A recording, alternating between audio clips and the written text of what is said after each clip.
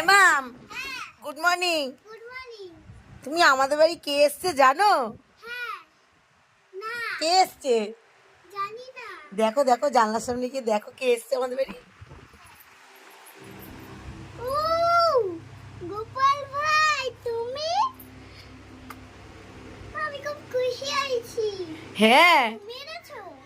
না, মিঠু আন্টি দিয়ে গেছে। মিঠু আন্টি ঘর চেঞ্জ করছে, তাই গোপালকে এখানে দিয়ে গেছে তোমার সাথে খেলার জন্য। আমার গোপাল ভাই চলে এসছে আমার কাছে আবার। গোপাল ভাইটা, এই দেখো। গোপাল ভাই এসছে, দেখি গোপাল ভাইকে দেখাই। এই যে, দেখি, দাঁড়াও। কি বলে না? মজা?